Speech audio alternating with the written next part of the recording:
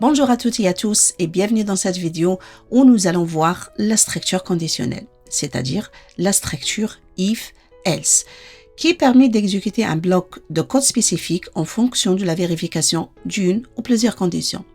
Donc, elle s'écrit de la manière suivante, if, c'est-à-dire si en français, et entre parenthèses, on tape notre condition. Ensuite, on ajoute des accolades et à l'intérieur, nous écrivons le code exécuté si la condition que l'on a mis entre parenthèses est vraie. Pour écrire des conditions, il va falloir utiliser ce qu'on appelle opérateur de comparaison, qui permet de comparer deux valeurs et retourne un booléen true ou false, c'est-à-dire vrai ou faux, selon le résultat de la comparaison. Donc, imaginez qu'on a une variable qui contient la moyenne de l'élève. On met 12 par exemple. Et là, on va afficher passe en classe supérieure si cette moyenne est supérieure à 10.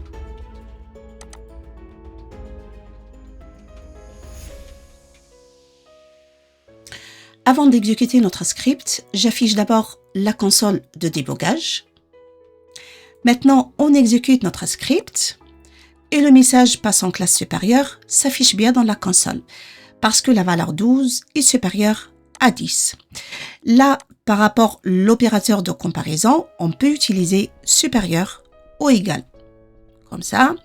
On peut utiliser aussi l'opérateur inférieur ou inférieur ou égal. On actualise notre page pour voir ce que ça va donner. Et comme vous voyez, il n'y a rien qui s'affiche dans la console parce que la condition ici n'est pas respectée, c'est-à-dire la moyenne 12 n'est pas vraie qu'elle est inférieure à 10. On peut tester aussi qu'une valeur est équivalente à une autre avec l'opérateur d'égalité simple. Mais attention de ne pas confondre l'opérateur d'égalité simple avec l'opérateur d'affectation. Parce que l'opérateur d'affectation qui est représenté par égal, il sert à stocker une valeur dans une variable, comme la variable moyenne ici vaut 12. Alors que l'opérateur d'égalité simple, qui est représenté par double égal, il compare deux valeurs et renvoie true si elles sont égaux. Sinon, il renvoie false. Maintenant, on exécute notre script et comme vous voyez, il n'y a rien qui s'affiche dans la console.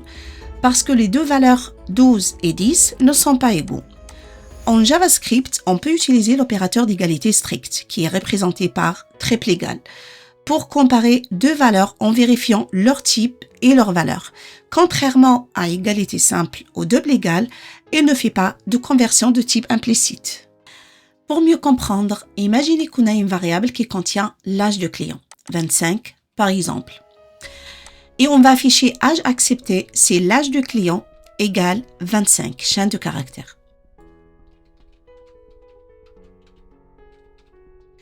Là, l'opérateur d'égalité simple va comparer ces deux valeurs après conversion automatique de type, c'est-à-dire qu'il va en premier temps convertir la chaîne de caractères 25 en nombre, ensuite il va faire la comparaison et il nous retourne le résultat. On exécute notre script. Et là, on voit bien le message âge accepté dans la console parce que selon lui, les deux valeurs sont égaux. Mais par contre, si cette fois-ci, on utilise l'opérateur d'égalité stricte ou le triple égal, est-ce que dans ce cas-là, on aura le même résultat?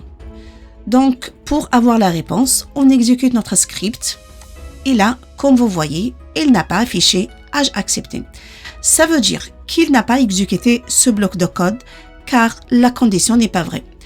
Autrement dit, l'opérateur d'égalité stricte compare les valeurs et les types sans conversion. Et dans notre exemple, les valeurs sont égaux, 25 égale à 25, mais les types sont différents. La première valeur est un nombre et la deuxième valeur est une chaîne de caractères. Donc, je vous recommande d'utiliser toujours l'opérateur d'égalité stricte pour éviter les bugs liés aux conversions implicites. Sauf si, par exemple, vous avez une raison précise d'utiliser l'opérateur d'égalité simple. Vous avez aussi la possibilité d'utiliser l'opérateur d'inégalité stricte, c'est-à-dire différent de, qui vérifie à la fois que deux valeurs ne sont pas égaux en valeur ou ne sont pas du même type. Donc, pour l'utiliser, il suffit d'ajouter point d'exclamation double égal. Maintenant, on va changer notre condition en mettant 18. Et dans ce cas-là, si l'âge du client est différent de 18, alors on va afficher dans la console « Vous n'avez pas l'âge demandé ». On actualise, comme vous le voyez, le message s'est bien affiché. Maintenant, si vous voulez par exemple faire une vérification multiple, c'est-à-dire écrire plusieurs conditions, donc il vous faudra d'utiliser des opérateurs logiques. Vous avez l'opérateur et logique que l'on peut écrire avec double esperluette, qui exige que toutes les conditions doivent être vraies pour retourner true. Maintenant, on va modifier notre exemple. On va rajouter une autre variable avec le mot-clé const et inscrit et sa valeur true. Là, on va modifier notre condition. On va mettre si âge du client supérieur ou égal à 18 et âge du client est inférieur ou égal à 64 et est inscrit à true. Et là, dans console.log, on va afficher accès autorisé. On exécute et le message s'est bien affiché dans la console. Mais si on change l'âge et on met 16 par exemple, on enregistre et on exécute notre script. Ici, comme vous voyez, il n'y a rien qui s'affiche dans la console. Pourquoi? Parce que la condition âge supérieur ou égal à 18 n'est pas respectée. Ici, âge égal à 16 est inférieur à 18. Vous avez aussi un autre opérateur logique qui s'appelle ou logique. Ça s'écrit avec double barre verticale, qui exige au moins une des conditions doit être vraie. Par exemple, ici, âge égal à 16. On va ajouter une autre variable, consentement parental égale true. Et pour notre condition, on va mettre âge supérieur ou égal à 18 ou, en utilisant les doubles barres verticales, âge supérieur ou égal à 13 et consentement parental. On va utiliser la méthode console.log pour afficher le message accès autorisé aux réseaux sociaux. Si la première condition âge supérieur ou égal à 18 est vrai, ou bien âge supérieur ou égal à 13 et consentement parental sont vrais. Maintenant, on va exécuter notre script pour voir ce que ça va donner. Et le message s'est bien affiché dans la console, sans aucun problème. Maintenant, si vous voulez gérer tous les cas possibles dans la logique de votre code, il vous suffit d'utiliser un autre mot-clé qui s'appelle else, c'est-à-dire sinon en français. Et vous ajoutez entre accolades le code alternatif lorsque la condition d'un if n'est pas satisfaite. Dans ce cas-là, vous allez écrire console.log, entre parenthèses, accès refusé. Vous êtes trop jeune. Il faut savoir que le mot-clé else doit toujours être associé à un if. Il n'a pas de condition propre. Il agit comme le cas par défaut quand le if échoue. Mais si vous voulez, par exemple, ajouter une autre condition, vous pouvez utiliser else, if en deux mots séparés. Et là, entre parenthèses, on rajoute notre nouvelle condition. Maintenant, nous allons modifier notre code. Là, on fait si âge supérieur ou égal à 18. Alors, on affiche dans console.log, vous êtes majeur, vous pouvez accéder aux réseaux sociaux.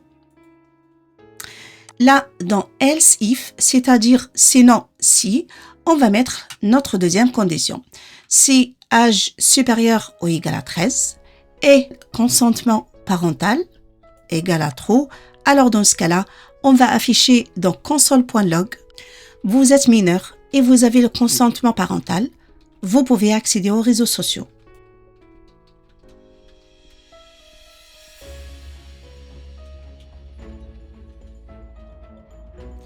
Mais dans le cas contraire, c'est-à-dire s'il n'est pas majeur et il n'a pas l'autorisation parentale, ou bien il a moins de 13 ans, dans ce cas-là, on va mettre else et on affiche accès refusé, trop jeune, sans autorisation.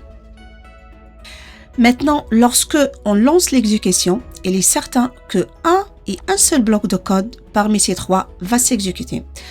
Comme vous pouvez le voir, avec nos variables âge égale à 12 et le consentement parental à true, on est passé directement au troisième bloc, accès ou refusé, trop jeune, sans autorisation. On arrive à la fin de la vidéo d'aujourd'hui. Je vous conseille de vous entraîner sur des exercices pratiques pour maîtriser if, else if et else. Je vous donne un rendez-vous à la vidéo suivante où nous allons voir l'opérateur ternaire. J'espère que cette vidéo vous a plu. N'oubliez pas de la liker et de vous abonner à ma chaîne YouTube.